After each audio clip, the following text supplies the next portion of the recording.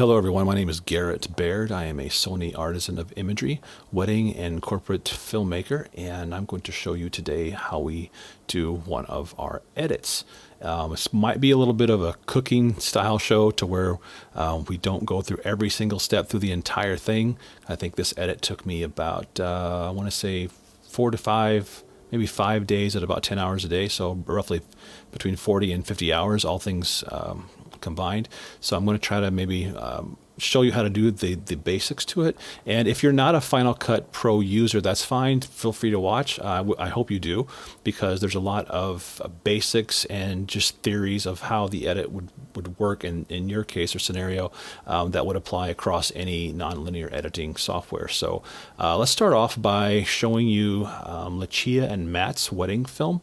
This is what we're going to be working on today. What a vision that came to life. I didn't know what the hell they were talking about when they were all these candles and stuff. I said, what are we planning here?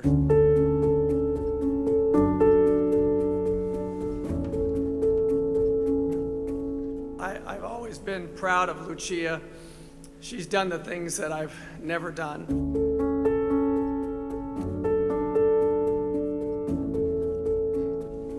I'm getting a little teary here, but they said, tell a cute story. I said, I don't know about all that stuff. When I'd come home 1 or 2 in the morning and from working, let's clarify that. And Lucia was just a little baby, and she would seem to know I was coming home, and I'd hit about the 5th step and I'd hear her cry. And she wanted me to come and pick her up, and so I would have her in one arm and dumping chocolate chip cookies at 2 in the morning the other. It was just me and my baby girl. She studied abroad in Italy, and for all of you people that know, I annoy people trying to speak Italian to them all the time. And so she got to go do that. That was one of my dreams. And before Matt says land the plane again, I'm gonna just tell you how wonderful he is, and we couldn't be happier. He loves my daughter, so I love him, and Rosemary, we couldn't be happier for Matt. So the last thing is, though, she's been a great daughter to Rosemary and I, and we love her dearly. So to end it, I will go ahead and throw some Italian at you. So I know my wife will hate this, but tutti mangiare, beve e balla, which means eat, drink, and dance.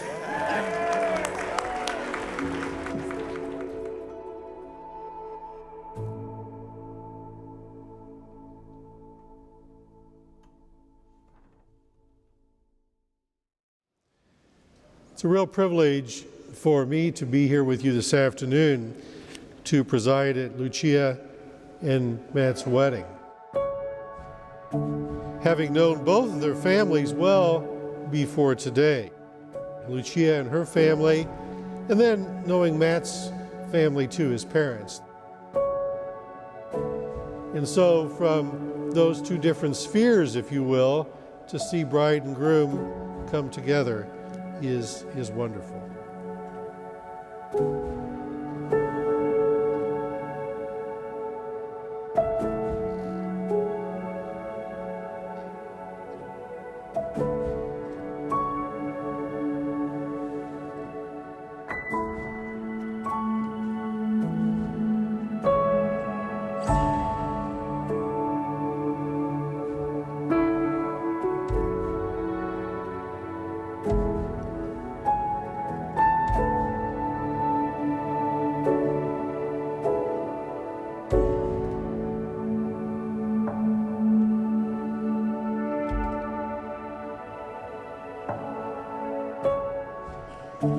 In the movie Jerry Maguire, it's about relationships. And there is a scene where Dorothy Boyd tries to explain to her skeptical sister why she is in love with this character, Jerry Maguire. And she is really unable to express her feelings in words. And in the end, Dorothy simply says, "He completes me." He completes me.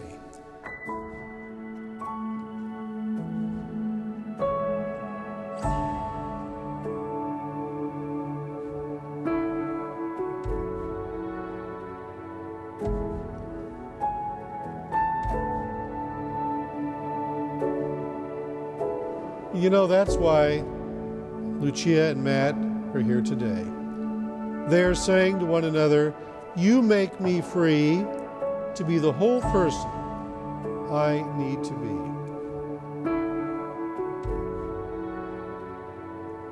And they cannot imagine going through their lives incomplete.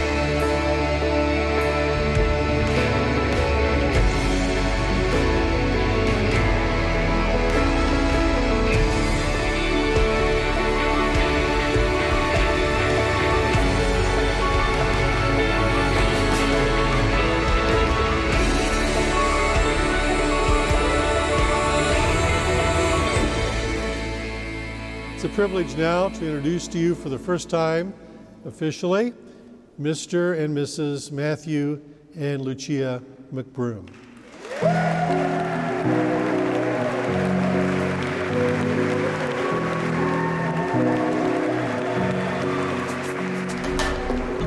Burn a little brighter every day, swimming in the tide against the waves, and I can hold my breath until they crash.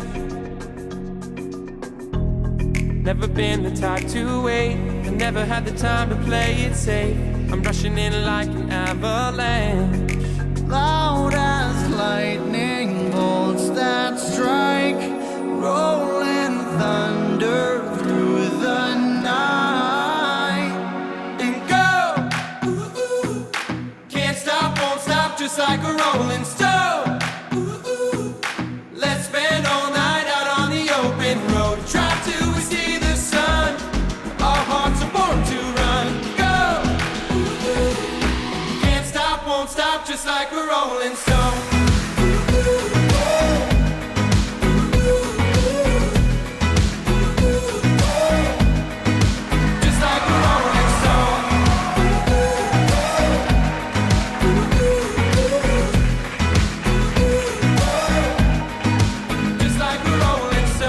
Marching in a line like we've been told, all the little lies that we've been sold, to keep staring down a highway made of gold.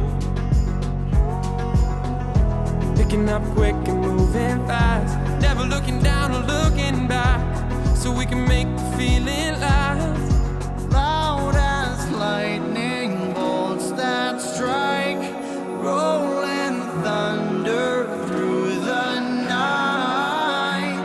And go, ooh, ooh. Can't stop, won't stop, just like a rolling stone. Ooh, ooh. Let's spend all night out on the open road. Try to see the sun, our hearts are born to run. Go, ooh, ooh. Can't stop, won't stop, just like a rolling stone. Can't stop, won't stop, just like a rolling stone. Let's spend all night out on the open road. Try to see the sun, our hearts are born to run. Go, can't stop, won't stop, just like a rolling stone. Just like a rolling stone. Just like a rolling stone. Just like a rolling stone. Can't stop, won't stop, just like a rolling stone.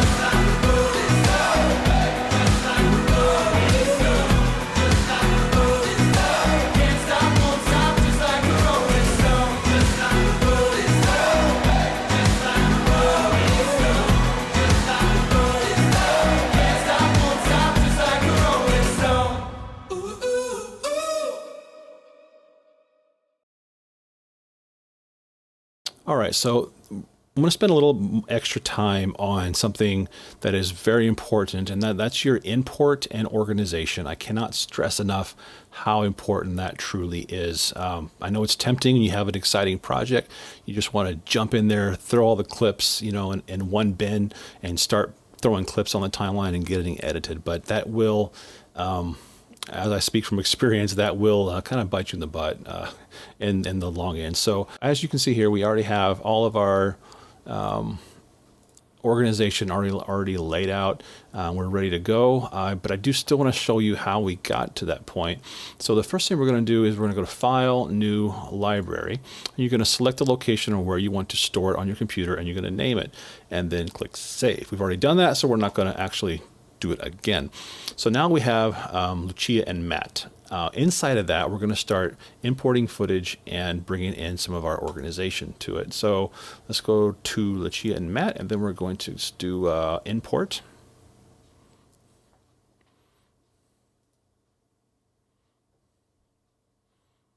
And go to media here.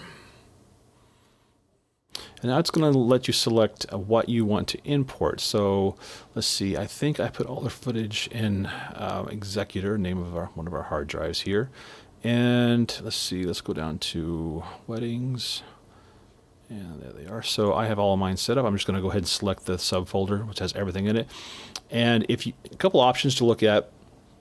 I typically leave the files in place. Normally a typical wedding for us maybe somewhere around, the way we're shooting now, about 500 gigs. So if you copy the library, wherever your files are, it's going to make a duplicate of that and put it in your library. Now that is convenient because everything you need for your project is going to be in one tiny project folder, so you can move it around from computer to computer if you want. Doesn't fit my workflow very well, so I'm just going to leave my files in place because I want to save my project file later and not have all of those media files in there and take up additional space. So I'm going to leave files in place. I'm going to go ahead and leave from Finder tags and from folders, keywords in place. So a couple options right here, create optimized media and create proxy media. These are really important. I'm not going to do either one of these today. I probably, in hindsight, should have. But if you have a ton of hard drive space, create optimized media is going to make everything run smoother. It's going to basically take all of your XAVCS footage or whatever you have and convert it to the Apple ProRes 422, which works really well with Final Cut. However, with the XAVCS format from Sony, it does make it about 5 times larger than what you started with. So keep that in mind. It makes it absolutely huge project. If you're working on a laptop, or maybe you're shooting 4K on an older machine, older laptop, something, and you want your workflow to be super fast, you can do this create proxy media. So it's going to take all of your footage and duplicate it into a much smaller footage that's proxy. So you can still see it, and it's not going to be as sharp, it's not going to be as beautiful as your actual footage, but you can create that and everything's going to go absolutely so much smoother. Like I said, I probably should have done that in hindsight, but I was kind of in a hurry, and it takes a little while to convert, so I didn't do that for this project. And then when you're done, you select what you want and then hit Import Selected, and that will start the process. Once all that footage gets imported, it's going to take a little while for Final Cut to analyze it and go through there and get all the thumbnails and stuff situated. So once you have that in there, you're going to want to come down here and create keyword collections. Now, every nonlinear editing software has keyword collections, but there may not be called keyword collections. I think some call them bins. I'm not sure. I don't know what they call them, but I do know Final Cut calls them keyword collections. And to create those keyword collections, you just come down here to your event, and you can rename it. It just gives a default date on your name. We can rename it to anything. Right click and going to come down to new keyword collection. Now, before we do the keyword collections, we want to name the cameras. And this is important, especially if you have multiple cameras. If you're the only shooter and you only have one camera, it's really not going to be an issue. But if you have multiple cameras, multiple shooters, like at a ceremony, we typically have up to 5 cameras. So it's pretty important as far as your organization goes to get that lined out. After you import all of your clips, you're going to have just a one big bin, all video, full of clips, not organized at all. So you want to make sure that all of your clips have a camera name. This is going to be very important if you have multiple cameras. Not so much, not very important if you only have one camera and you're shooting by yourself. But if you have, you know, up our wedding, sometimes up to 5 angles during a ceremony and toast. So it's very important to have labels so you know which footage came from which camera. So for instance, we're just going to click on this one right here, and you're going to come over to your inspector, which I already have selected, and the camera name you can see here says G. Well, that wasn't there when I imported. That's something that I added. The first thing you're going to see after importing all of your footage is that you're going to have these new keyword collections before you make your keyword collection. So if your folder was named G, which mine was because it was my camera, so my name's Garrett, so I put G.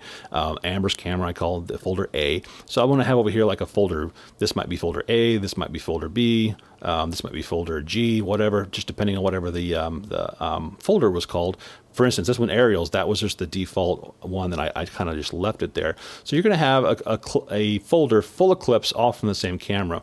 So typically what I do is you go to that folder and you want to give it a camera name. You're going to select all, come over here to Inspector, and you're going to come down to Camera Name, and you can call it anything you want. So let's just call it Aerials.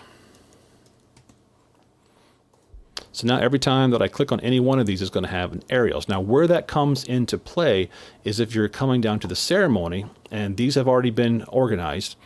I have all these clips, right? Well, if I come down, let's see, if I right click and group clips by camera name, if I'm looking for, let's say I'm looking for a particular clip that I know I got that shot of somebody doing something really cool, or maybe a little kid messing around or something during the ceremony. I can not look at these clips because I can see right here, right there, I can see that is Amber's camera. If I come down a little further, I can see that, okay, this is the our B cam in the back, so I don't even have to bother looking there. And if I go to the top, of course, there is the G angle, and I can come down there and look through there, and so you can really find what you're looking for a little faster. So once you have all of those camera names set up, make sure and double check these all have G on it, and come down here, these all have A. Once you have that figured out, you can go ahead and delete. Yes, I said delete. So let's say if we go to Aerials and we just delete keyword collection. That doesn't delete the files, that doesn't delete your thumbnails. It's just that keyword collection is no longer there. I'm going to undo that because I actually don't want to delete those. And then you're going to start creating all these keyword collection. And there is a shortcut, keyboard shortcut that you can use. I don't remember it offhand, but I've kind of made a template for the library that I can copy and paste. But you kind of go through here and just make all of these keyword collections. So like you can just think about your shoot and think about different things. Like, I mean, a wedding is a wedding. Most of them are pretty similar. So I can go down to, like, here's this is a folder, a keyword collection folder. I can go into that, and inside of that folder, I have bridal party. So there was the photo session of just all clips pertaining to the bridal party hanging out. I have bride and groom. This is all the clips that are like the creative photo session of the bride and groom. Family, all the clips of the family. And so if I need a clip, let's say I'm doing the toast and I see maybe this right here, maybe this mom had said something really, she didn't, but let's just pretend she did. She said something really amazing during the toast, and I just want to reflect on her posing with the family. When I'm editing something else, I know that if I jump out and I go to family keyword collections, my chances of finding mom in that shot is going to be pretty high. And the same way with reception. I have a reception here. If I need a B-roll shot of, oh man, I wish I had that shot of, the really pretty wide room shot as you walk in. I can come up here and scroll through and not have to search around too much for the exact clip I'm looking for. It's a little time consuming, a little tedious, but it definitely helps you in the long run. All right, so real quick, one thing I did forget to mention during the initial recording is that you need to enable no ratings or keywords. Now what this is going to do is when you have all these clips ready to be organized and keyworded, it's going to show you all of the clips that do not have a keyword collection. They haven't been assigned to a particular keyword collection, which is why deleting the original keyword collections when you do your import, like if it says over here, if there's one that says, you know, the name of your folders, it's important once you have named your cameras to delete those original keyword collections. So now, just for as an example, I've made a demo over here, and I have bride prep and then a folder, or sorry, a keyword collection called number 2. So what happens is when I select all these and I'm going to toss that into bride prep, they disappear from the viewer, so they're no longer there. So I don't have to wonder whether or not I have it assigned to a keyword collection. So again, if I just select them all and then toss them over to bride prep, they're going to disappear. Now, once you're done with that, you come up here and just go back to all clips, and it's going to show you all clips, and they will be assigned to that particular keyword collection. Okay, so we have everything keyword collected, everything imported. The first thing you want to do is get your audio lined out. Now, you're really not going to concentrate on your video as much. Actually, not really at all. We're just going to concentrate on our audio. So I have reviewed the toast.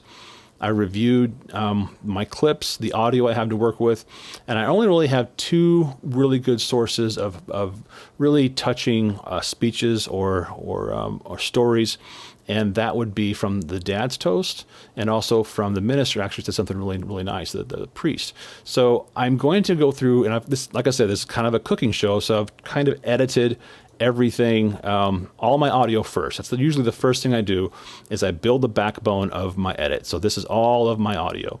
So the important thing to remember, when you find, you know, a really nice piece of audio, something somebody has said, keep in mind you don't have to leave it in real time as it happened. You can cut it and conform it to match and make it just, I hate to use the word romantic, but romanticize what they're saying. So for instance, this priest talked about the movie Jerry Maguire, and I think he said the name Jerry Maguire at least 50 times, or it kind of felt that way. But I went through there and cut a lot of that out and changed the story and changed the pacing. So, you know, it has just a more romantic feel. So let's look at this one right here. Just play a little bit here.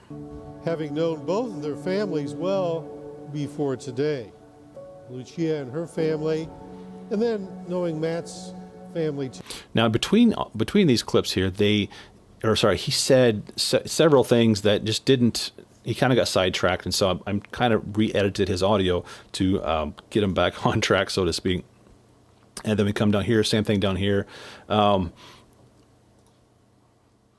the movie Jerry Maguire, it's about relationships. And like I said, we're not worried about that little jump cut there. We're not even worried about audio. We just want to, we're not worried about the video. We really want to get our audio worked out. And what's also very important is to have these audio fades on your clips. Just always do it, because sometimes you're rendering, and if you don't have these on here, you don't have this nice roll off of the audio, and it just sounds like and then it stops really sharp. You don't want that. You want a nice roll off. So I'm going to double click these to expose my edits here. So you want a nice roll off, and usually I change it to the S curve. I just like the way that sounds a little better.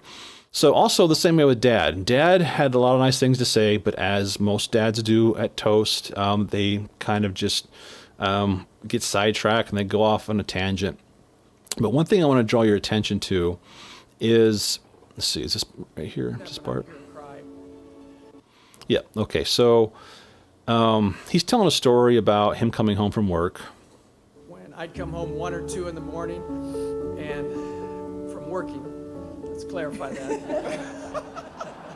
And Lucia was just a little baby, and she would seem to know I was coming home. And so, see, he said some other things there, and I really wanted to just cut that out and just go right to the main story points, because we don't have enough time to do the entire story, all of his things that he says that are cute. But so right here, he talks about he would hear her cry, and what it actually sounds like and looks like is this right here. Step and I'd hear her cry. And she wanted me to come and pick up. Which sounds, I mean, I turned down the audio because what he had said there, he was referencing this slideshow behind him. And I added this. So if you just like close your eyes and listen and don't look at the visuals. About the fifth step and I'd hear her cry. And she Just that little sigh, which is actually, we've already heard that earlier. Let me see. and from working 1 or 2 in the morning and Somewhere up here. tear here, but Right there. So that part, I copied and pasted just that part there and brought it over here. So when he's talking about his little girl, he just like pauses and just sighs. Like it's a really heavy moment and really... and she wanted me to come and pick her up And again, we're not worried about that visual. We're gonna hide that later. So now that we have all that worked out, that was what the music portion of it. Now this is something that takes a little bit of just trial and error.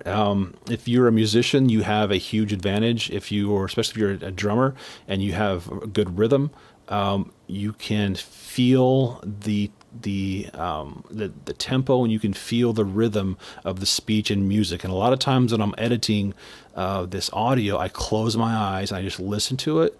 And then I listen to it with the audio. Then I edit it a little bit more. Then I stop and I close my eyes and listen to it because I don't want anything. I just want to listen to what the backbone of my story. And so what I have here, this is all one song. But as you can see, I have moved it around a little bit so that the rhythm and the tonality kind of meshes together with what he's saying. And let's take a listen right here and you kind of hear it. So we have a little intro. I've always been friend. So see the music kind of sloped down and then gave room to the spoken word. I've always been proud of Lucia. She's done the things that I've never done. Okay, so you hear that? Like the music gave a lot of space right here. I've always been proud of Lucia. She's done the things that Wait. I've never done. Comes back in. That didn't happen by accident. There was not a space that long in the song. So what I did is I found different spaces throughout the song where it kind of faded out and faded back in, and I added them down here. Because if we disable what I added and just put the song in there, this is what the actual song sounded like. I've always been proud of Lucia. Which it wasn't. That's not terrible, but I really want it to, I want the song to breathe a little bit and let the spoken word come through. I've always been proud of Lucia. She's done the things that I've never done. And you'll notice throughout the edit, the tempo coincides. Comes down. Let me go back in. So it takes a little trial and error, a little practice, but you'll get the hang of it. And the same thing, just throughout the entire portion here. Let's see. And then the song didn't end quite where I wanted it to, so we kind of moved the ending in a little bit, so it kind of ended a little right where we wanted it to, which was perfect. And then a lot of people use compressors and things like that. I don't, but I've tried them. I don't like them. I don't use them. For all you audio pros out there, probably yelling at me through the screen right now, that's fine. I like to have a lot of control. So you see all these little dots right here, these keyframes. I like to control my audio, and so I give room to the vocal. And then when, like right here, we have a pause where there's no video, there's nothing. There's probably going to be some B-roll there. So I pulled the music up just a little bit. It's just enough to barely notice. When I'd come home And then back down for the speaking parts. And I do that pretty consistently throughout. Here's another example of that. it was just me and my baby girl. But the key is don't overkill it. Like, don't crank this section way up like this. was just me and my baby girl. It's a little overpowering, and I think I forgot to tell you how to make one.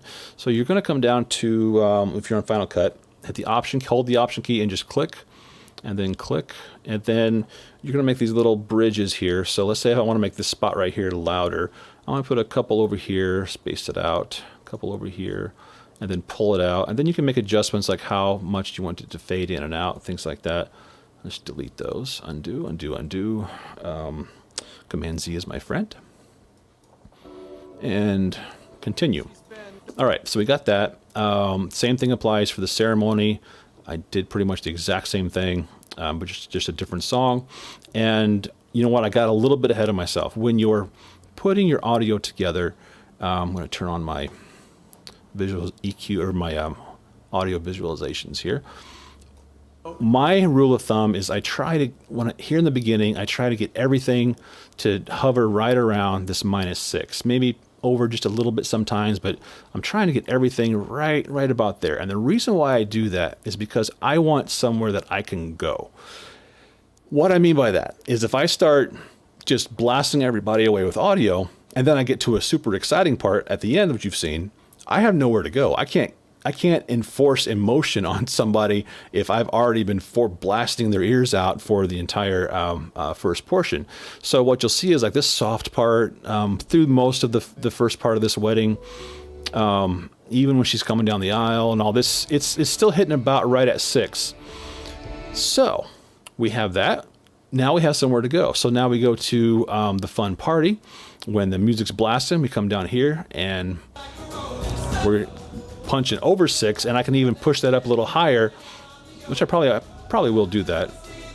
So I'll push it over just a little over 6, so it's, they haven't changed the volume at all, hopefully through the entire viewing experience. So by the time they get to the part where I want them to be like jamming and having a good time, feeling good, the music's gonna go up a little bit, and it's gonna bring that emotion up, and they're gonna leave the video on an emotional high. So that's one thing I try to do, is just keep that right at about a -6 through the entire thing. And the reason why I don't care to use compressor so much, I do like the control, but a lot of times the compressor will like raise there might be a way to around this, but I've never taken the time to figure it out, I guess. But a lot of times I've noticed the compressor, you'll hear, it'll bring the background noise up, so kind of compresses everything, and I just don't like the way it sounds. Just a personal preference. If you use compressors, that's awesome. It's the tool that works for you, that's great. Okay, another audio tip. So we have natural audio, but then we also have a few sound effects I like to add. For instance, when when they are announced man and wife, yeah, right here. Where's it at? Right here. Lucia McBroom. So they didn't immediately start clapping there. It was actually a really awkward point, which is in a lot of weddings are like that. Like they announces, and then the bride and groom look around like, what are we supposed to do? Is this the time to kiss? And then they kiss, and then people are like, oh, I guess this is when we clap. So it's like a little awkward dead air kind of thing. So I found the actual clapping and brought it in sooner. So as soon as he announces it, again, it's with that tempo, that flow. He announces it, and then it goes into the clapping. This is Matthew and Lucia McBroom. And then we slowly fade out. And then again for the entrances. Now Final Cut does come with quite a few sound effects. Let's go up here and I'll show those to you real quick. Sound effects, and we're just going to type in crowd. And we have crowd applause. All kinds of different environments, different clapping. You can choose whichever one you like. And I chose this one and added it to their entrances at the reception.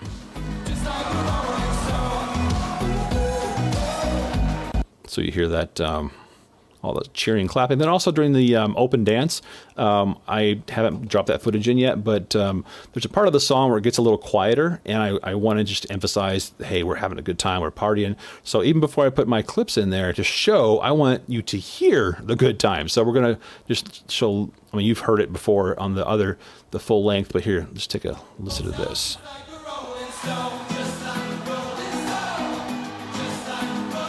kind of hear everybody in the background. So it's gonna really help sell that emotion. And so I got all my audio worked out. Now I'm going to drop in some events that I know exactly when they're going to happen. Like for instance, I know I'm going to have my my tag, our company name, Dynamics, at the very beginning. I know what part of the song I want the bride to walk down the aisle. So I'm gonna go ahead and make that sequence. So I know that. Let's see, where was it? Right. Oh yeah, I already have a marker. So this is the part of the song where I wanted, it's usually on a high note or a powerful part of the chorus where I really want all the power to be focused and all your energy to be focused on the bride. And so you can listen right here. So it really takes it up a notch, is what I like to call it. The musicians really took it up a notch there, the songwriter. And so I like to go ahead and put a marker there. And in the first clip I put in, that's nothing to do with audio, it's just a visual, is her walking down the aisle. And then I kind of build around it. So we have the groom waiting. He actually just saw the little girls and little guys coming down, flower girl and ring bearer. And then I knew I was going to use this gimbal shot right before she came in, and then go into there. And then so I went ahead and built that sequence out until they walk out. So that's already done. And then I know what part of the song I want them to be introduced. We're now introducing for the first time, and they come in for the reception. And I knew that was going to be right here, so I went and dropped that in there. Again, added some crowd applause, give it a little more energy, and then I know where my ring shot's going to go in, so I went ahead and threw that in.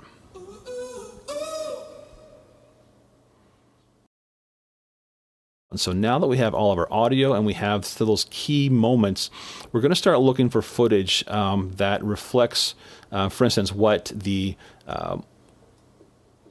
bride's dad is talking about. Of course, he's talking about his wonderful daughter. So I think this would be a good spot to start inserting footage about, his daughter. And so what I would do in the next step here is go up to, let's see. All right, so we're going to go to the bride prep. We're going to start scrubbing through some of these different clips, trying to find what we have. It's really good to get familiar with your footage, especially if you're not the shooter of the footage. I shot all of this that day, so I can only yell at myself if something is out of focus. And so I'm just going to scroll through here, and I really don't like showing like curlers and gluing eyelashes on if they have hair extensions. I don't like seeing all that. I like really classy shots. Like I really like that when she's drinking a little bit of champagne, using a little creative obstruction.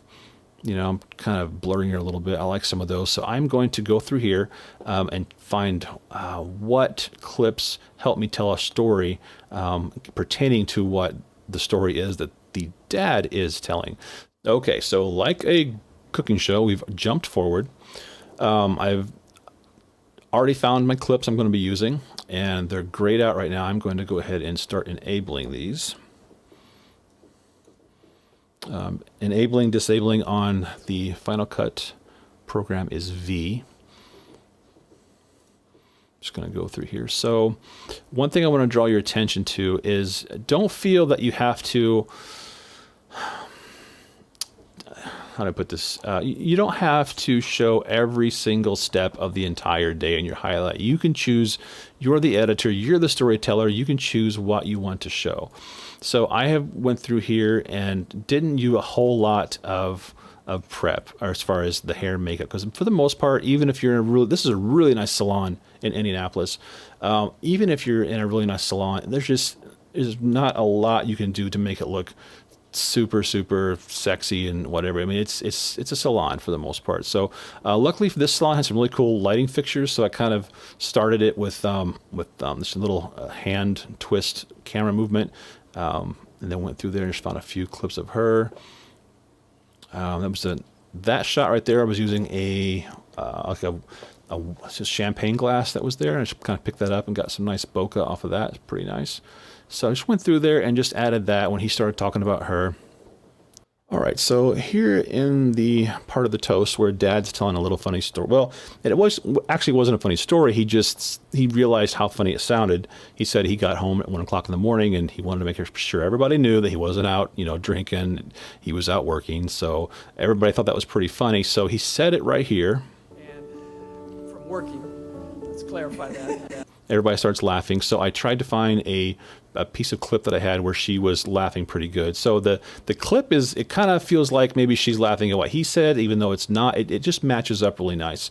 And then he goes right back into being sentimental again. Now, earlier in the day, I was able to find at their house a picture of her. And so I got a nice little shot of that. And he's here in a minute. He's going to talk about his little girl. And Lucia was just a little baby, and she would seem to know I was coming home, and I'd hit about the 5th step, and I'd hear her cry. Now down here where he's talking about his wife, her mother, I just thought it was a nice little touch to, I almost missed it when it happened, but I got enough of it that I could use it. Now I'm sure you're probably wondering why that's all weird like that. Well, I didn't, I have some adjustments done on it. Let's reset those so you actually see what the original clip looks like. So I almost missed it here, but I got enough of it to use it. And then to end this sequence, the sequence of his toast and her prep, we have her coming down the stairs, and then I like this shot of her walking down the stairs. She's getting ready to leave, travel, and this is just closing off this section. It's a real privilege for me to be here with you this afternoon. And then we go into what the minister is talking about. And he's talking about, you've watched it already, but the love they share. And so this is a great time I had so much to work with at this wedding. They had Dad had a first look, which was really sweet. And then they had a first look with each other. And then went right into the photo session. So I had a lot to work with. Just very emotional, very, very loving family. So it really gave me a lot to work with. So just a little bit of B-roll I got while we were traveling in the car, just to show that we're moving to a different location, a little establishing shot of where the first look is going to be, going into just some nice shots of the vehicle they're going to be, where they've been using. And I'm going to reset these as well. So I reset all of my color corrections, but not my adjustments here. So I'm just going to reset some of my adjustments so you get an idea what the clip looked like before I did any adjusting to it. All right. So I'm just going through and getting some nice B-roll, and then we have, Dad. I'm not going to go through every clip, but just a nice sequence of events. I shot Dad's hands, shot, Dad. She's coming up behind him. He turns around. Amber was shooting back and forth real quick, and then we go inside the first look. Just not anything really crazy that I need to really point out. Just good, solid storytelling with editing. We're going to come back to this shot here. Well, I'll tell you what. Let's just do it right now since I'm already here. But we're going to come back to this shot right here because it was shot very poorly by none other than myself. If you have never done a wedding, you will realize quite quickly it is not a movie set. You many times don't have control of pure natural emotion, and you can't ask them to do it again. There's no way I could have had, these little kids come up and Mom, get a big hug and just looking cute. So I was exposed for something to the left, and they came up, and so I just whipped around and shot it. Didn't have time to change my exposure. I shoot manual, so it's not going to auto expose for me. And it's just horribly underexposed, horrible color. We're going to fix that later, believe it or not. But let's skip ahead until then. So just nice little ending clips of, we're here with the minister. They cannot imagine going through their lives incomplete. So here's another instance where you can make the audio a little more romantic, or just romanticize, give him emphasis and some breathing room. So the way that this actually was said was like this. They cannot imagine going through their lives incomplete. So there's a little bit of pause, but I wanted a little more dramatic pause. So we add a little slug in the middle. Their lives incomplete. and it's just a little more impact, I think. And then we just show a couple shots of them doing the photo session outside of where they just had their first look. All right. Fade to black, and let's turn these back on. So the ceremony on our wedding films, unless there's some amazing events happening that aren't in normal ceremonies, I don't give them much love, because a ceremony is ceremony is ceremony. Most of our clients will purchase their full ceremony. So personally, I don't do a lot during the ceremony, just because there's not a lot that goes on, especially in full mass. There's just not, it's going to get boring quickly. So, we have a 9-minute film, and the ceremony takes up, looks like a minute and a half, about 5 minute to, yeah, it's about a minute and a half of actual ceremony. So my rule of thumb, my recipe, so to speak, is I like to show an establishing shot. Sometimes it's an outside aerial. Sometimes it's inside like this. I definitely want to get people in it, because there's a couple times during your film you're going to be able to introduce people, let's call them characters, players, whatever, that aren't going to be in the film ever again. And that's one of them. One of those spots is the ceremony. So all these people in pews here. Another spot is the open dance. Other than those two places, it's usually you're not going to see them hardly anywhere else. So sometimes if they buy a long form film, let's say they bought a 15-minute film, or even a little bit longer, I will do shots like this of people coming in. Now this is actually a shot of some of the family being escorted in, coming down the aisle as the ceremony starts. But I'll do a lot of shots like this, people coming in. In fact, let me show you real quick. So you'll see I have a lot of clips. I didn't even have a chance to use it because we just ran out of time. But I have a lot of clips like this, people talking. I call it mingling. Just shots like this showing who was there. It's something that it's not a sexy shot for your film, like your video. It's not sexy shots, but it's shots that your couple will really appreciate it, and you have to remember why you're there. You're not there to build your portfolio, even though you do, but the product you're making for them, stuff like this, they really, really enjoy. Okay, so I start with just an establishing shot so we know where we're at. We have grandma and grandpa coming in. We have mom, the other mom, and the little guys coming in. And then he sees them like, oh, they're so cute. We've already been through all that. So I really only want to show the main players: mom, dad, grandma, and grandpa's little kids. That's a gold mine right there. Everybody loves to see that. And then we're gonna go to her walking down the aisle, him seeing her for the first time. Got a little reaction right there. And the powerful, I giving my daughter to you. Sometimes there's tears there, but not in this case. And then I'll usually do like a gimbal shot during the ceremony, and then we go to the announcement, and they're married, they're done. Let's go party. So that concludes the ceremony part. Real quick, it's just bang, bang, bang. You're done. Get all the good stuff. If you have a shot of, usually Amber and I have a really keen eye for finding people who are crying or wiping tears away. Usually it's always Amber's job while I'm shooting them kissing like this. Amber is shooting cutaways like this of mom and dad clapping, the mom clapping here. So I have something to cut back and forth to. So one of us is shooting that, and the other one's shooting those cutaways just during that particular time. So those are placed in there to show how everybody's happy and good to go, and they're happy. And so, interesting fact about this wedding, right after you saw that beautiful car, right? Well, right after the wedding was over, they were supposed to have this big send-off, but for whatever reason, there was a big Hummer limousine out front that broke down. So they decided not to do the big send off, just to get in the car and go. So I was really limited to what I could do out there. Just a really quick somebody saying hi to her in the car, and then I kind of ran about a half a block away with my gimbal, and then you can see the limo right there, just broke down right in front of the church. You have this beautiful classic car, and then you got this Hummer right there. But so yeah, I ran down the street a little bit, and then as I came around, I see a little glide cam shot. In fact, you can see me, which you can't see me so much in the it's a nice little reflection. You can't see me so much once I color grade it, but yeah, I'm definitely proof that I'm there. I have a nice little shot of them heading off, and then we have another establishing shot. and we go into the photo session. The purpose of the photo session is not to show pictures like this of the poses. I could care less about those. What I like to see is stuff like this, the mingling before and after, usually before the photo and after the photo. Sometimes the photographer will say, okay, everybody just fake laugh out loud. That's great stuff.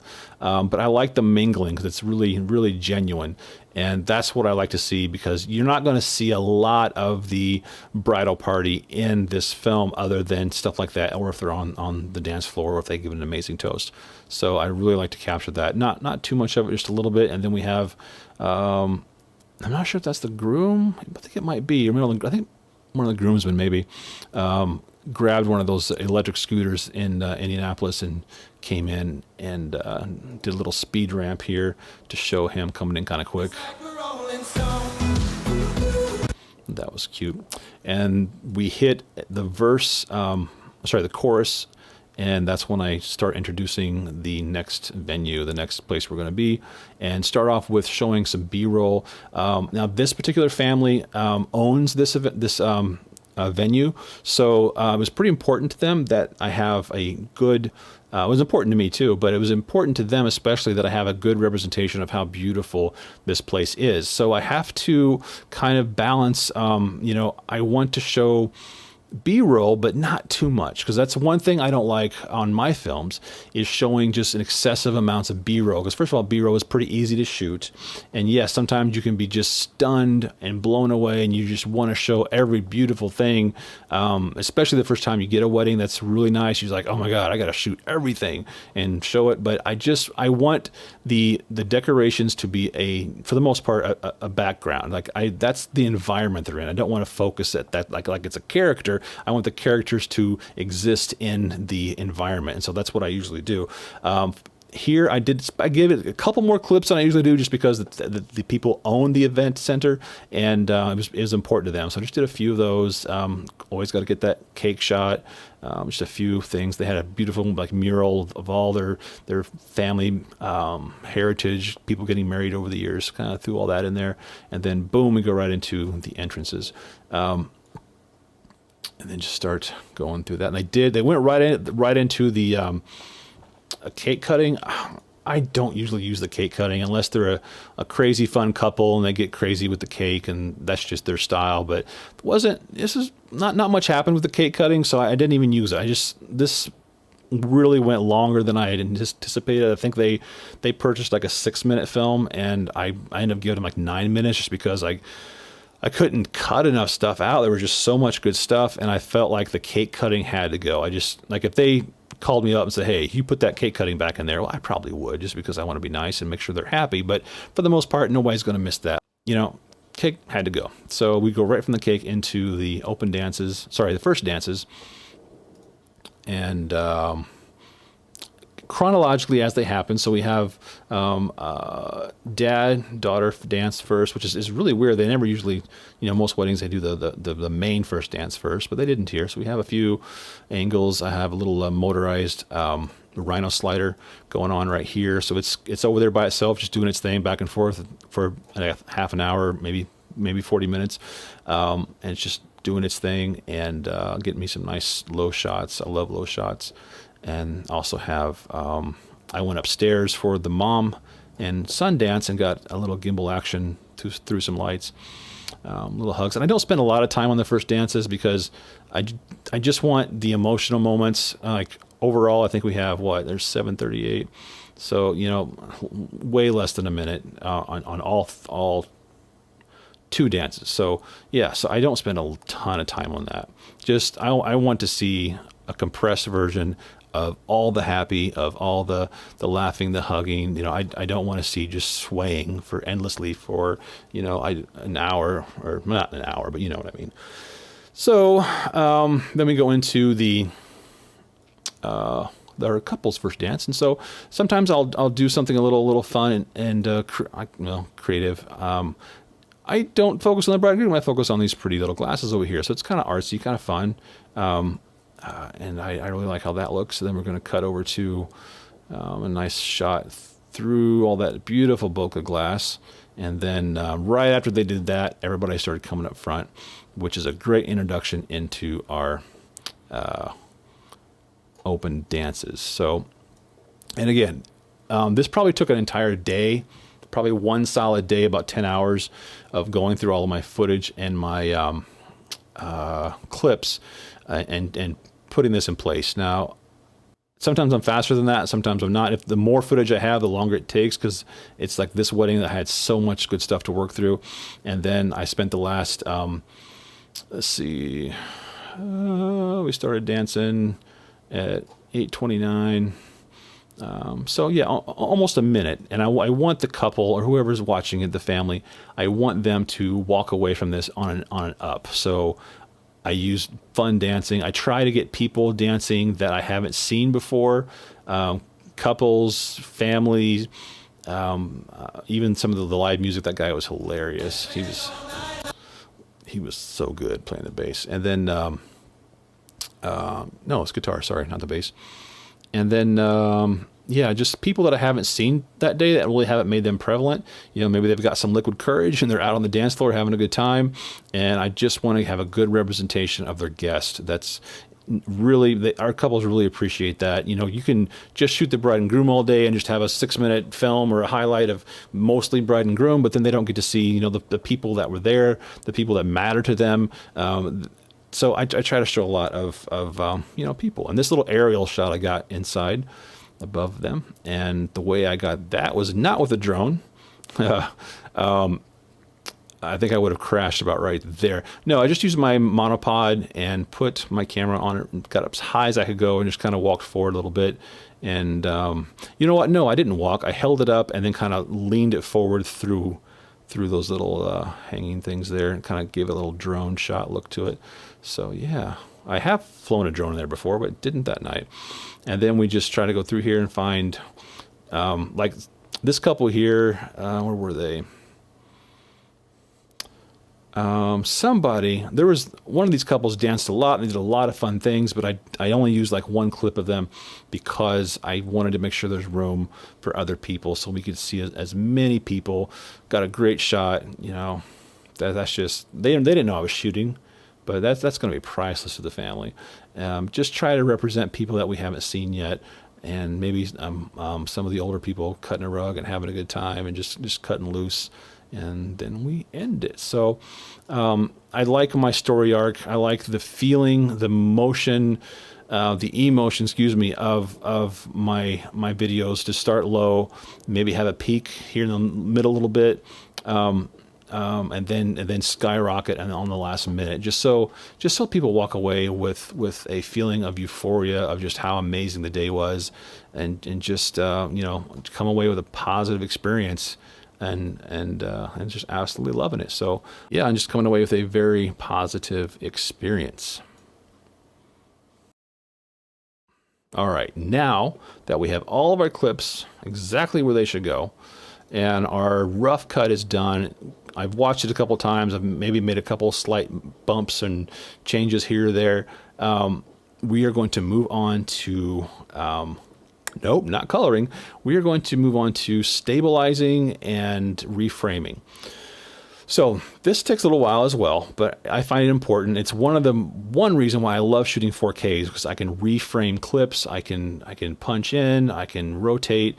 Let me find, there's a couple problem clips that were my fault. I really messed up on. Let's see. You know, you're shooting a wedding, and especially I have really bad ADD. I'm not just saying that. It's legit. I see a specialist for it, and she helps me with it. But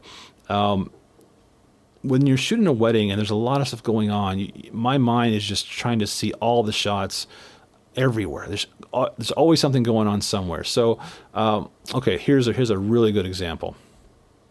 So make sure that I don't have anything enabled on this. So we're starting from scratch. Okay, yes, we are. So what's wrong with this clip? I think we can all see. I'm on a monopod, and for whatever reason, man, my horizon is just crazy off. Like, I love shooting extreme thirds and putting my subject, but this kind of messed me up this time because I was just, I don't know what was going on. I was just, my everything's sideways. Why am I sideways, Garrett? What's going on? I don't know. So I got to fix that. So what I'm going to do is, first of all, I'm just going to try to, let's go over here to transform. Let's just try moving that over to about 2. That's looking pretty good. Okay. Now, okay, so that's not bad. Our horizon's much more straight. Everything's looking good. But now we have these black bars to deal with. Now, if you're planning on delivering your content in 16:9 format, this is going to be a problem. It's going to be a little bit of a problem if you're just doing what I normally do, which is the 21:9. But the 16:9, you're going to have these black bars. You don't want that. Now, you could just zoom in, but look what happens. You're going to lose, you know, oh, she's almost not in the frame there. So what you can do, let's zoom back out, and we can distort the image. And I always get these mixed up, so please bear with me. Let's see the bottom right. I think it's this one. Nope, wrong one. Of course it would be. Oops. Let's redo that. Okay. So bottom right, I'm just going to pull that bottom right down. See what I did there? It's distorting the image, but it's actually working in our favor because we're just going to close that down. And then if you want to do the top right, kind of, and you got to be careful with that because sometimes it can really, well, distort your picture. But for what we're doing, it's actually going to work pretty nice. And then you do the same thing with the top left here and the bottom left over there. However, I am not going to deliver it in 16:9. I'm going to do the extreme letterbox 21:9 format, and I have a 21:9 template up here that I've already made. So basically it's just black bars. And these black bars, let me show you real quick how to make those. Now, Final Cut and most other programs have a letterbox that you can just add on to it. Let me show you what happens when you do that. We're going to do a search for letterbox. Whoops, hang on. We're going to do a search for letterbox. Okay, we'll add that by double clicking. And we'll choose the 2, 3, 5, 1. What is going on? Okay, you see what happened here? It's added a letterbox, but unfortunately, when we changed our rotation here, it changes with it. So that's why I don't use the built-in letterbox. I like to make my own. I will choose a clip that doesn't have any kind of rotation. I'll add the letterbox, and then I'll choose. Let's see, scroll down where here it is. I'll choose the 2, 3, 5, 1. And that's what I'm going for, so I have a frame of reference. Then what I like to do is I'll come over to, let's turn on our inspector over here and look for, I'm going to go into the generators, and there's one called custom, which is basically just a black frame. And we're going to look for one called custom, which is right here. It's basically just a black frame. And then we are going to add a mask to that. We're going to select, let's just do a search for mask. I have so many plugins, it's easier just to search for it. We're looking for shape mask. Here we go. Add a shape mask to it. And then on the shape mask, we are going to remove the feathering. Whoops, sorry. I have to actually enter in 0. We're going to square it off, and then we're going to invert mask.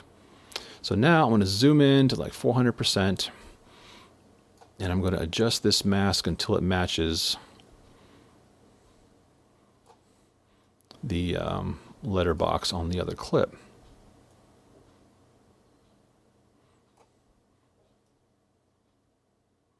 What about there? Let's go back to fit, and then we'll go ahead and pull that over. So now we can remove the letterbox, and we have one that we can place over all of our footage. Now, later, we'll be talking a little bit more about this, but for now I'm just going to delete this since I already have one up here. So I can enable that, and you can see what's going on. Now, back to the clip we were working on. Oof, we're going to get through this clip or not. I don't know. We'll see. So let's go back to this clip. Let's turn on our letterboxing, and we can see that, you know, we got some room to work with.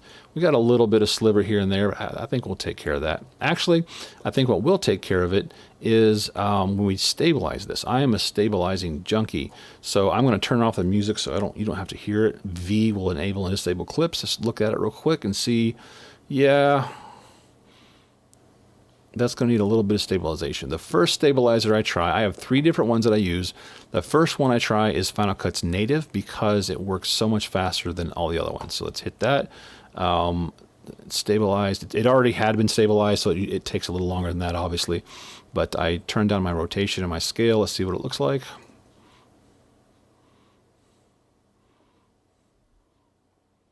It's a little more movement than I would like to see, but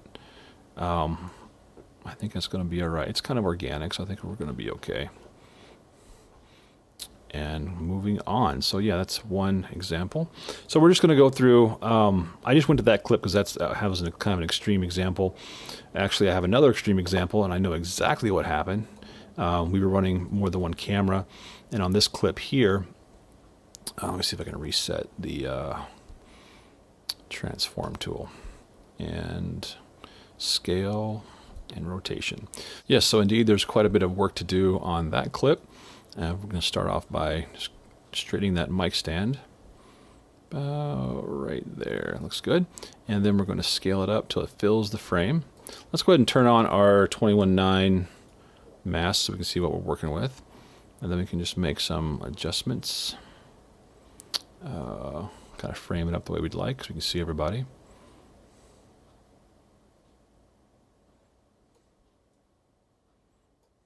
It's a good thing about shooting 4K is you can do some reframing and not worry about, especially if you're delivering in 1080, not worrying about having any kind of signal or resolution loss. So yeah, it looks pretty good. All right. And I just going through here and finding the clips. Let me mute this audio real quick so you don't have to hear that. Just going to go through here and that's a handheld shot. It's not too bad. It's kind of organic. But there's just a little jiggle there at the end. So let's go ahead and add the stabilization to it.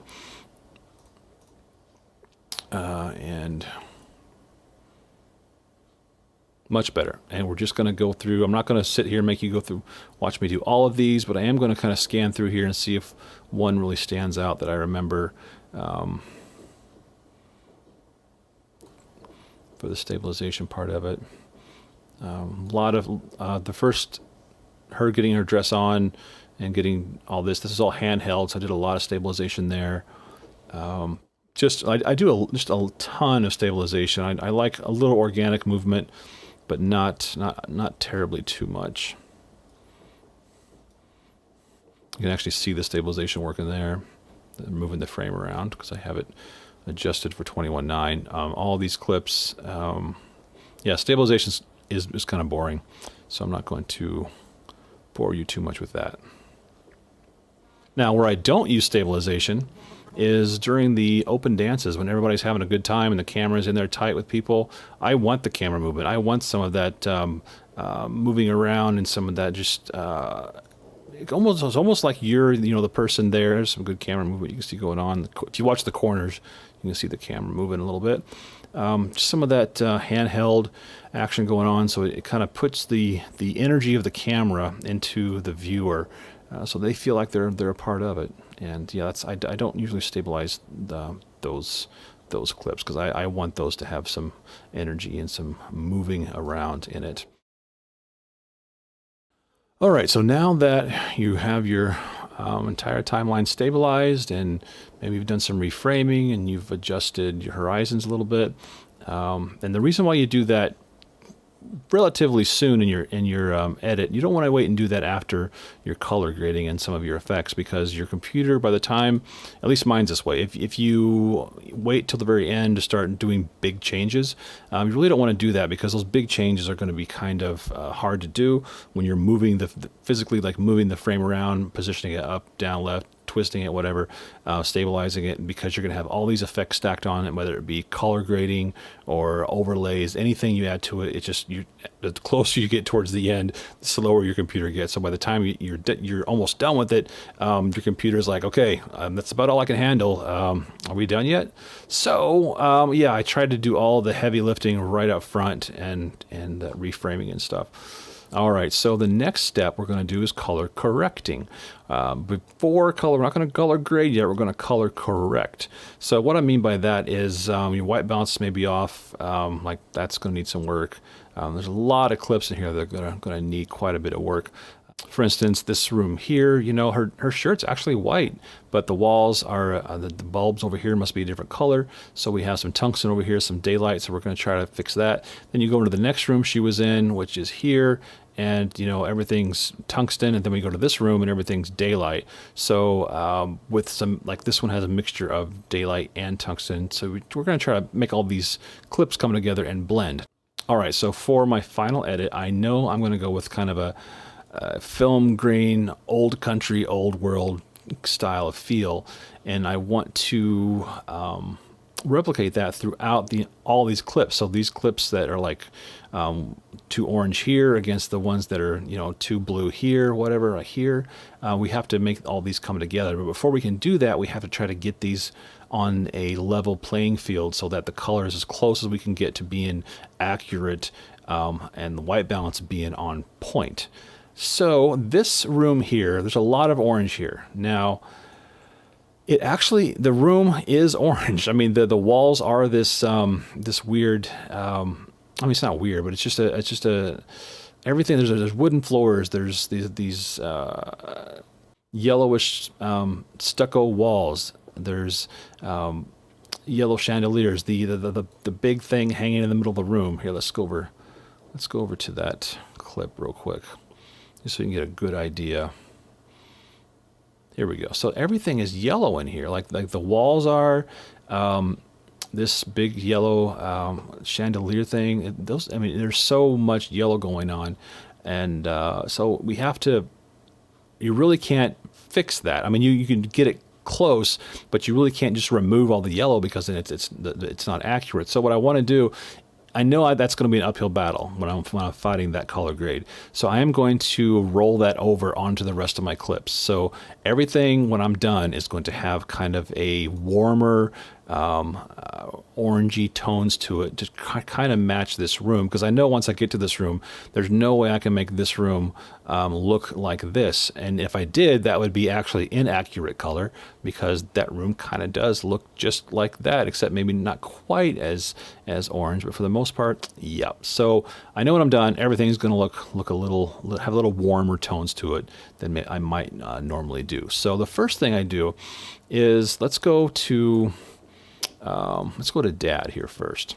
I typically don't use video scopes. On a rare occasion I will, to make sure I get the skin tone right.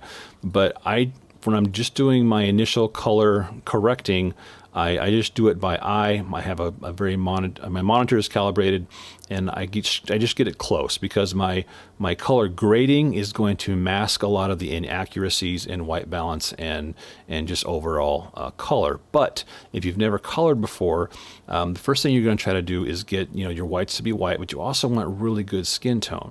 Final Cut has a little tool here called Balance Color, which is supposed to automatically fix everything and make your color perfect. Well, sometimes it works really good, and sometimes, most of the times, it really doesn't. Two ways you can do it. You can either do automatic, or you can choose your own white balance. And it's gonna, once you choose the white balance, you have automatic or white. Once you choose white balance, it's gonna give you this little dropper. Now you can either click on one spot, or you can click and hold and circle an area of white. This is not looking good. That's just looking horrible. So I am going to just not use that at all. And I'm going to try to do this myself. And I'm just going to zoom in about 400%. Let's go to 200 here. Then we're going to come over here and click on this little triangle. And we're going to add color wheels. And I'm just going to play around a little bit to get those whites close to white. That's pretty good. There's still a little bit of blue in there. Not too shabby. Now we're going to add some color to the skin tones and enrichen those skin tones up. We're going to grab your midtones, little wing here, your exposure. I'm just going to pull that down. You see what happened there? See how much richer that got? There we go. I like that. So we're going to pull that down. Well, the skin tones, we're going to get to those here in a minute. And now these jackets aren't, there's a little too much blue in that for my taste in the jackets. So we're going to go down here to where it says shadows. We're going to show these little sliders here, and I'm going to go over to blue and just pull the blue down just a little bit. Okay, well, what happens, sometimes it works, sometimes it doesn't. What happens right now is that when you pull down the blue, you're shifting it to yellow. So it's not really what I want to go for. I don't want, definitely on this shot, do not want to introduce any more yellow. So we're going to add another, the first, so we're going to add let's see, hue and saturation curves. And then we're going to go to hue versus saturation. And choose the eyedropper, and you can, again, just select one little spot or select an area. So I'm going to look for the area with the most blue in it, which looks kind of like right here. Maybe some magenta in there too. We're just going to drag, and it's going to give me this little area here that I can just click on this and actually physically just remove just the blues. And you have to be careful when you're using this, because if you use too much, it kind of has that weird, yellowy tint to it. I don't really like that. So we're just going to pull it down just a little bit. And then let's add some colored curves, which is going to help us with some of our contrast. And we're going to just grab the blackest of the blacks and just pull those down just a little bit. You see what happens there? I don't want a bunch of black coming down. I just want just the blackest of the blacks. Just a little bit right there. Okay, so now we're getting somewhere. That looks, let's do a before and after. Yeah, we're definitely getting somewhere.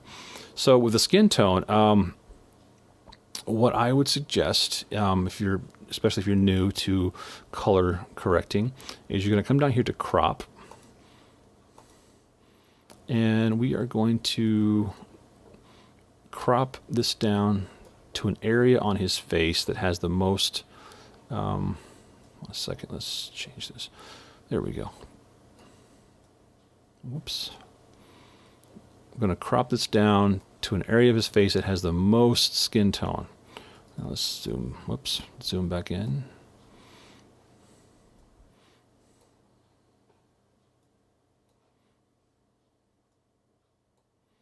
So I don't want his eye in there. I just want as much as that orangey skin tone. Don't want the hair right there. I just want to see skin tone.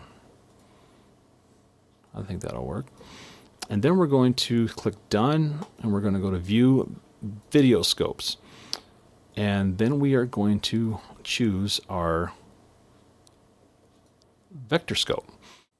This line here represents good skin tone. So we are going to come back over to our color wheels.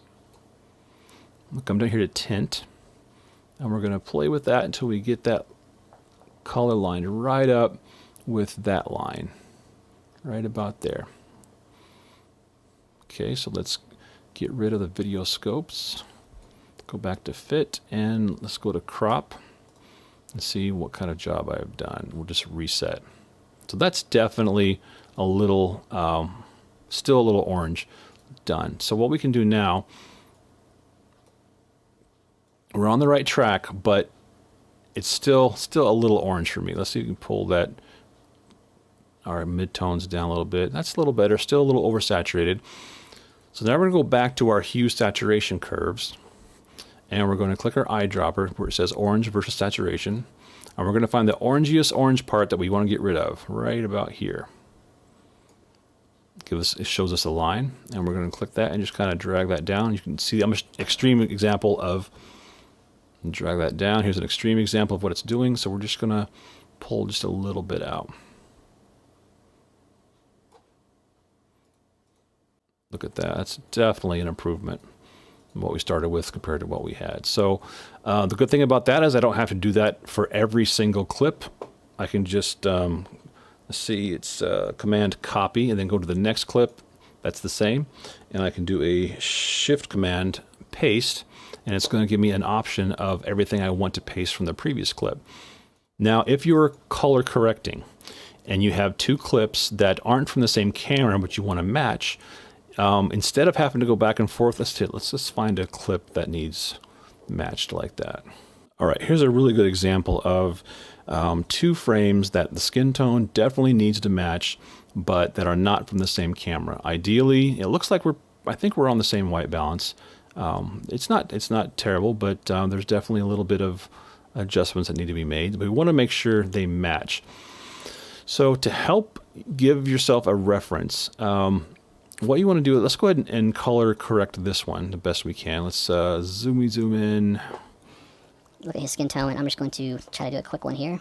Color wheels, just pull down the midtones. Already looking better. Highlights just a little bit. Definitely some blues overall, so we're just going to pull the master slider away from the blue just a touch, and then the shadows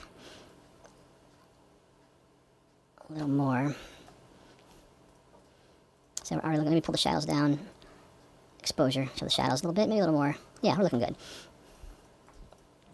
Okay, so there's still a little blue, so let's go ahead and add, now you can grab your temperature and slide it up, but it tends to make everything, you know, it goes warm or turns to yellow eventually, so I don't use that too much. So let's go back to hue saturation curves, and let's just remove that blue. And so two ways. I'm pretty sure that if I select this area right here, that's the area that needs to be removed, turned down. But I'm going to show you, just click on the dropper and just kind of select the area that has the most of the color you want to remove. So that area, which, let me undo that, because I want to click and drag, actually.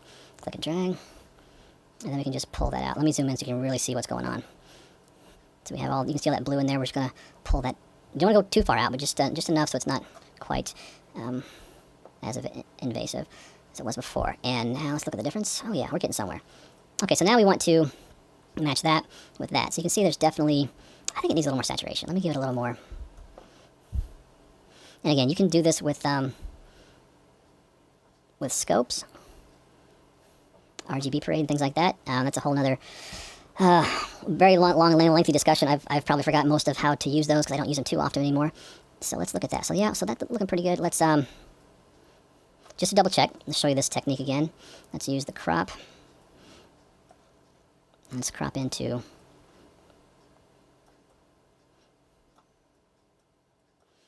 zoom back in.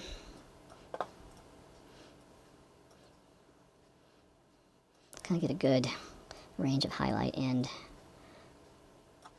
right there. Okay, that's done. Let's view our video scopes.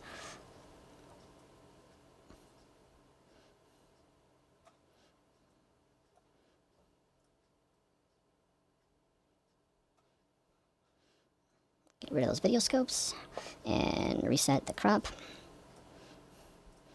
Yeah, there we go. It's looking pretty good. Okay, so now we need to make that match. Now, probably copy and paste it's not going to work, but let's try. So we're just going to copy all of our color grading, or yeah, color correcting options, and we're just going to paste it onto the next clip.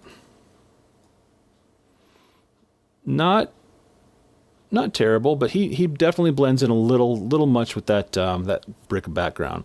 So I want to make sure 100% that it matches. So we are going to use Final Cut has a option you can view called Comparison Viewer, and there's two ways to do this. You can do a timeline. So what it's going to do, if I come over here, it's going to show me the last clip that's behind this clip that's connected.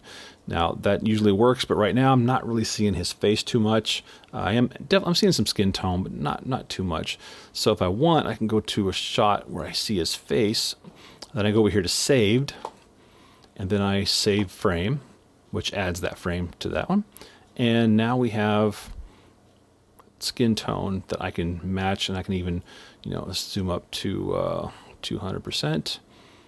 So I have a good reference, and we'll just look at this one at 200%. Definitely close, but I think we can do a little better. Let's go to color wheels. This one, bring our shadows down just a little bit. The whites look pretty much on point. Unfortunately, he is his skin tone is really close to that brick, so that's just how it's going to be. I think we can mask that a little bit later. So that is not too shabby. That's not the way we're going to leave it. We're going to do some color grading later to make it a little better. A little more blue in this shot. His collar has a little more tint of blue. So I might see if we can... I don't like how yellow it's getting. So let's go back to our... zoom in 400%. Look at that color. Yeah, it's a little too blue. So let's go back to our hue saturation. Let's bring that down some more. Get rid of a little bit more of that. Maybe expand the area that it affects. Not too much. Simmer down, Garrett. Okay, there we go. All right, so I think that's relatively close to. Yeah, those are super close, and we're gonna do quite a bit more color grading later. So I'm just gonna go through here real quick. I'm not gonna go through every one and show you every little color grade that we did, because that would just take an eternity. I'm just gonna scroll through here. Let me look for one that had some issues I had to deal with. So this cake shot right here, the room, like I said before, is very orangey. Everything's orange, yellow, and stucco, candles, all that good stuff. So the cake, I definitely don't want to leave that color. That's just there's no separation between the yellow. The yellow just kind of, everything mushes together. And yes, mush is a technical term. So we have to fix this before we can grade it. So let's go down to color wheels. I don't think balanced color is going to work. Nope, I don't like that at all. So we are just going to, let's zoom in a little bit so we can get a little better shot of the cake. If we make the cake completely, boy, that's going to be tough. Okay, so the cake, we're not going to be able to just get the cake white from just using one color wheels. Let's try to get just a better overall tone for the room. You pull that down just a little bit, because we can't, the yellow, we have to leave it in there. That's actually part of the room. So we have some greens in here. Oh, that's bokeh from the exit sign. Okay. Okay, so that's not too bad. We're going to do some color grading later, but we can't leave the cake like that. So we're going to add another set of color wheels, another instance, and then we're going to click on this little icon right here, and we're going to add a shape mask. We're going to kind of shape it to the shape of the cake. I'm going to get really close here on it. And let's see, smaller. And we're gonna this right here. This is the effect, the mask feather, and I like to do it quite a bit. Otherwise, if you make a change, it's a very hard change. Whereas that has a nice feathering change. That was just an example. I'm not actually going to make it that dark. So now let's boost the exposure of the highlights a little bit to kind of make it pop, and then let's pull some of those yellows out just a little bit.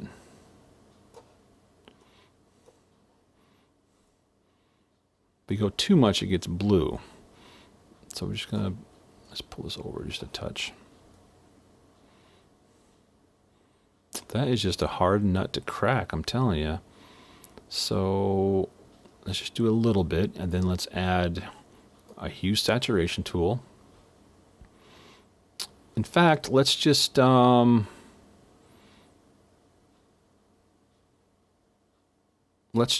see. Let's go to,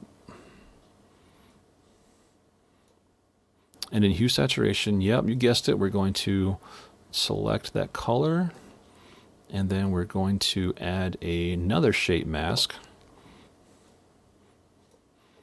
which happens to be the shape of the cake.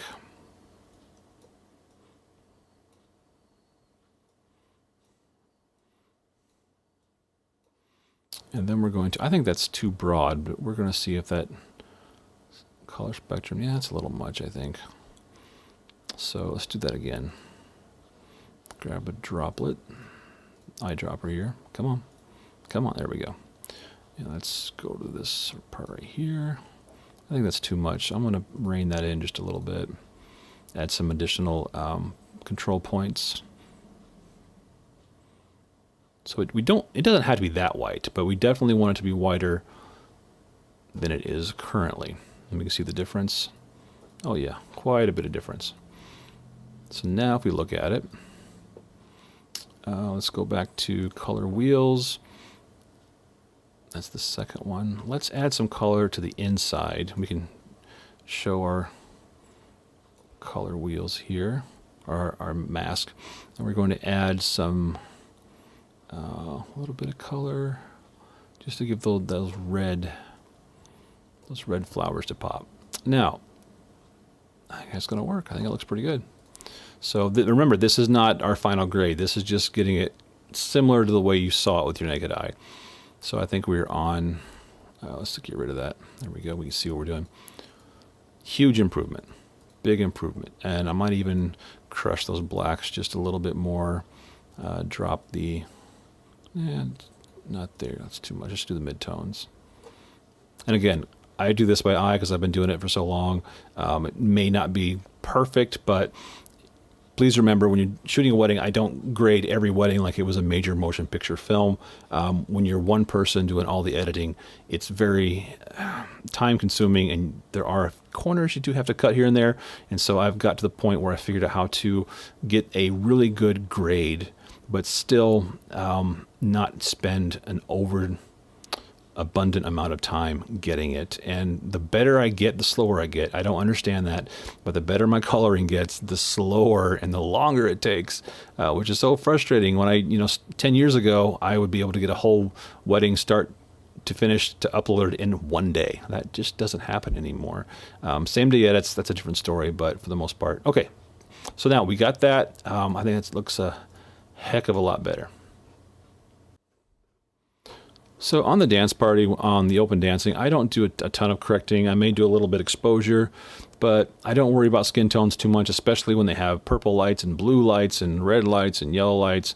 It's just, it's what they saw. You want it to look like a party, so just kind of just enhance it a little bit, maybe boost the contrast some, but nothing too drastic. I mean, I'm not going to worry about skin tone when there's all that, the dance party. Like this clip here probably needs some contrast, so maybe we'll, let's richen up those midtones a little bit, and maybe let's go to our color curves, maybe give it a little bit of contrast, and that's about it. That's about all I'm going to do to that as far as color correcting. Not too much correction going on there. So if you are wanting to make sure your image is exposed properly, if you want to adjust your exposure, there is a setting. Where is it at? I don't use it much. So here it is. Range check for Rec 709 called Luma. So now that it's turned on, if you add some color wheels and you're say, I want that to be brighter, and you start raising it up, it's going to start giving you zebras where it's clipping. So you know that, hey, that's a problem. There's no information there, so you need to back that off.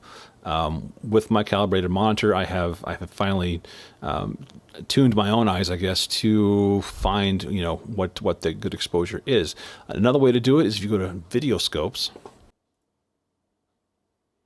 and we're going to go to our waveform, and now you're going to get a visual representation of your exposure. So 100, as soon as you push beyond that, you're going to start clipping and losing information. Same way with your blacks.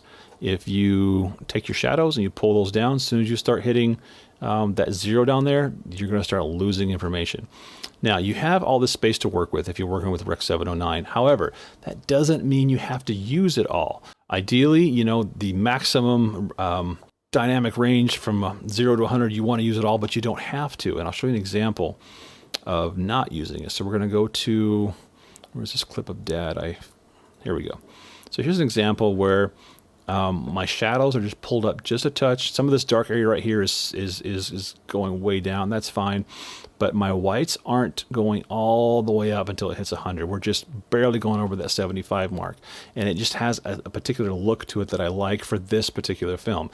Now, somebody else's film that is all, maybe they're super happy, fun, outgoing personality, and they're just jumping all over the place, and they're excited, and they're happy, and everything's beautiful and colorful, then you might want to, expose it a little hotter, to make it more vibrant, to match their style of personality. So, you know, for this one, I wanted to give it that old world look. So if I tried pumping those whites up, it just changes the whole look.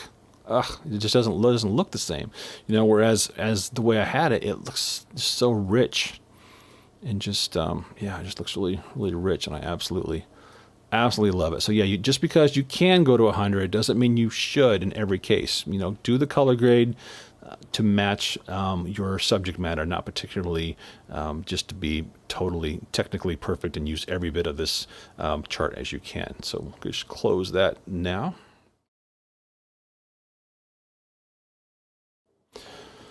All right, so on this clip here, I added a little bit of fun to it, just a little bit of something to give it a little extra, because I am all about doing extra stuff that is unnecessary but makes everything look a little better. So right here we have a really cool angle of the father-daughter dance, and if you look right here at that lens flare, that is not on the camera. That is not in camera. It is done in post-production. This is from a plugin called M-Flare 2. And don't get the M-Flare 1. M-Flare 2 is better, right? 2 is better, 3 is better. No, the 2 has motion tracking on it. So when you are adding a lens flare, let's just add another one for kicks and giggles, just to a random spot. Let's just add it to their faces, just to show you what it'll do. So you can put it over where you want, hover over where you want it to track, and just go to your tracker. Hit track. And it's going to go through every frame and track the faces. Or, I mean, you wouldn't normally put a lens flare over somebody's face, but I've done that before to, let's say, hide a photographer or to hide even one of our shooters. Just go ahead and stop that. We don't need to do that. So now as it goes along, it's, whoops, it looks kind of crazy. You can see it tracks the motion as it goes through. So that is a big help, because you used to have to do individual keyframing on the original M-Flare 1, and it was just a bit of a pain. So let's go ahead and just remove that. So I went ahead and tracked that on there, and again, a lot of editing is going to be subtlety. I didn't want it to be crazy, overpowering, bright, and just, let's see, where's it at? I have so many things going here. So if I didn't want it to be like just overpowering J.J. Abrams style. Just, that's a little too much. That looks like I added it in post. We don't want to do that. We want to bring it down.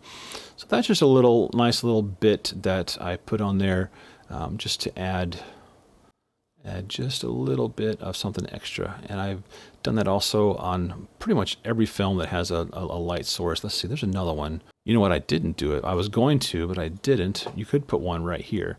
So that's a light source, but it's let's see, let's just throw it on there, see what it looks like.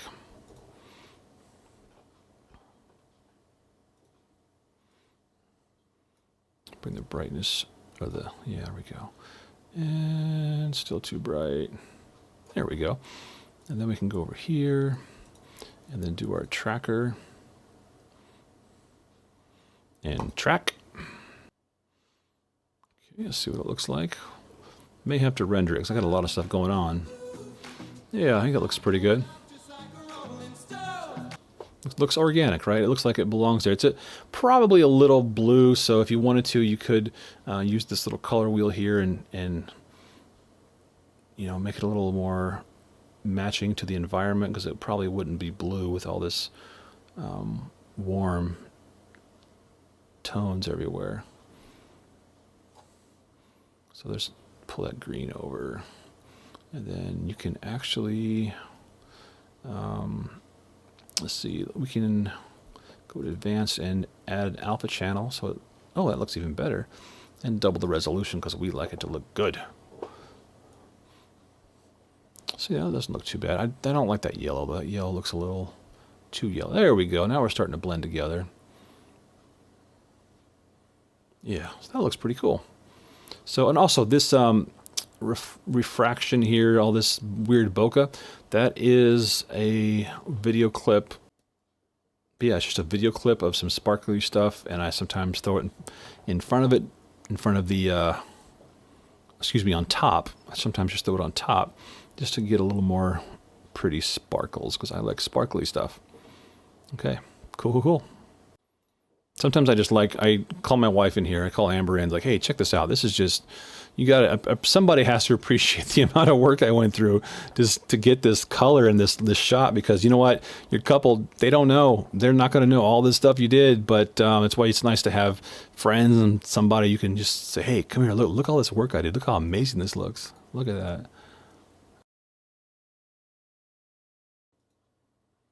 All right, so when we're color grading, I like to find a shot that's outside with daylight that is a really good starting point, a nice clean slate to start with. I don't want to start with one of those clips that had a lot of overpowering orange. I want to get a good base, a good solid representation of what I want all of my grading to look like. Grading is a very personal choice. This is the point where you're going to give a look to the entire film. You're going to match the look to what's going on. I felt there was a real like old school vibe with the car and with the speaking Italian.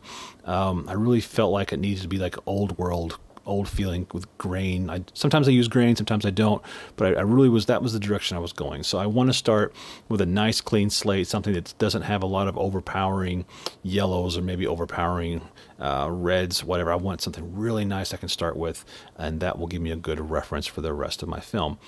Now for this shot, before I start throwing LUTs or anything like that, I really want to draw the attention to the father here. I got a photographer back here, and that's unfortunate. It happens at every wedding. But I really want to kind of draw the attention to our father for the first look. So I'm going to add a, let's do color wheels. And we're going to add a shape mask. I'm going to pull it in just a little bit. And then we're going to feather this out. And sometimes what I like to do is just overcorrect something. Oh, hold on. Let's select the outside. I'm going to overcorrect something just so I can see the effect. Let's use just a master slider. And so I can just see the part that it's working on. And then reset that. And then you know, just turn it down just a little bit. You don't want to do overkill because you're going to be able to see that it's going to start looking like a vignette. You really don't want that. You just want to kind of draw the viewer's attention to your subject. So let's just pull the highlights down a little bit. Maybe the shadows just a touch. Let's see. And let's see what that looks like. We can kind of see a before and after, you know, just a little subtle change. I like that.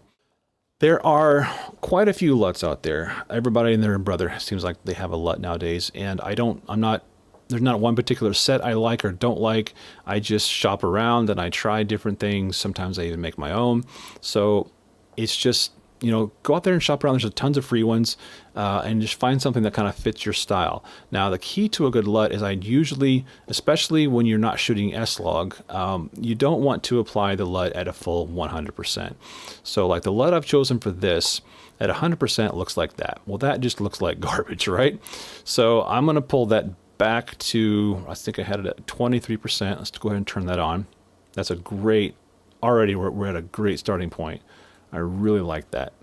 But that's not quite enough. I've shopped around on my LUTs, and I'm using right now a LUT loader called Motion VFX. It's a free LUT loader, and they have a lot of effects that you can purchase. I like it because it has a window that lets me see an overview of my LUTs, and I can see the types of effects that it's going to have. I'm sure other people make them as well, but I tend to just like this one. So you can play around with those and choose. Now that's good. It's, you know, I could probably live with that. It's still not enough. So you can stack LUTs. Don't be afraid to experiment. So there's another plugin that I absolutely love. Philip Bloom turned me on to this. Watching some of his YouTube videos, but it's called Film Convert Pro 2. So let me show you what I've done with that. I've added that, and I've used one of their film presets, and I've added grain to it and took a little bit of that film color out at 100%, which is a little too much, so we backed it off to right there at 83. And I am getting really excited now. This is what I think I want my entire film to look like. And if you zoom in to 400% and we turn this grain off, you can see the difference it makes. It just adds a sense of like that old film, natural film feeling that you can't get without that film grain. So I really like that. So I think that's it. And so as I went through here, let me go ahead and turn their effects back on. You can see I've already graded these, but I'm going to turn these on so you can kind of get an idea of the difference that can be made with just a couple LUTs. So it's a drastic change. I mean, a drastic change. And then if we go to our speech and turn on the effects, you can see that is a very, very much better look. A very, very much better look, if that's an actual sentence that I just used. It's a much better look than, I mean, that's, so yeah, if you come home and you're like, oh man, my white balance was off, or I had just terrible coloring, you can really disguise and hide a lot of color inaccuracies with these LUTs. And once I started putting this together, I was real concerned, but by the time I got to adding my LUTs and doing a little more of adjusting, it really turned out to be better than I had hoped for. Okay, before we wrap things up, I want to talk about noise reduction. This clip here, which is barely moving because I have so much going on with it, so much color grading and noise reduction. That's what we started with. Let me turn off these. There we go. Luma range check. Turn that off. Okay. So this is what I started with. This is terrible exposure, terrible white balance, and here's why. Moments before this, the bride and groom were having their first look to the left of the screen, the other direction. I saw them coming up the stairs with Grandpa, and I was like, oh hell, I have got to shoot that. So again, not on auto exposure, I'm on manual. I didn't have time, I just had to get the shot. If I would have messed with my camera, I wouldn't have got it. So I just whipped around. I am on autofocus, and as I whipped around, I got the kids coming up to their mother from Grandpa, and it's just an adorable, adorable clip. And I really wanted to use it because there's just a lot of emotion going on there.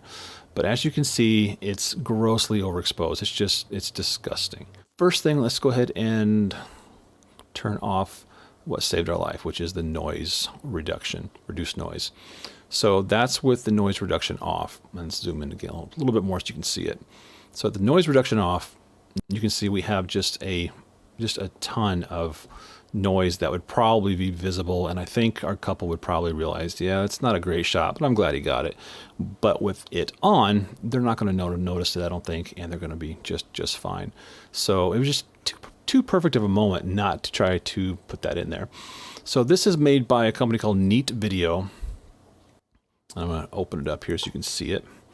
It's not cheap, but it will sometimes save your life. The color looks a little bit different when you open it up.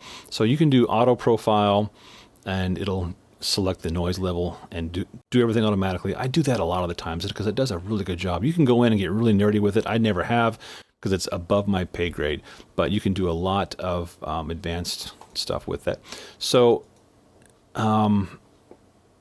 Final Cut also has a built-in noise reduction that I would say 50% of the, maybe 60-70% of the time is enough. It's good enough, but it's not as good as the Neat Video noise reduction tool.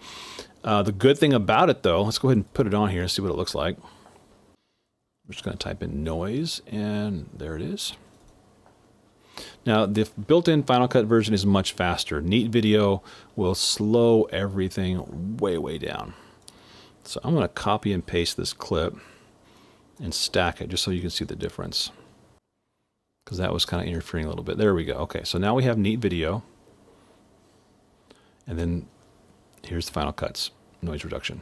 Now, noise reduction options on Final Cut are very few, which is sometimes a good thing. Let's see, let me select the right clip and change it to high noise reduction. It's going to take it a minute. Yeah, it's just, I think it's getting worse. So go to maximum.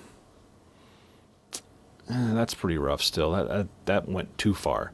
So let's just go back to medium, and you can add sharpness. Just give you an example of maximum. It's going to look terrible, but hang on. Yeah, oh yeah, it's terrible. So let's do medium. Let's see what that looks like. Not great. Thank you, Final Cut, for adding it, but it's not quite as robust, not near as robust as Neat Video noise reduction. So yeah, I'm definitely a proponent for Neat Video. It just looks quite a bit better.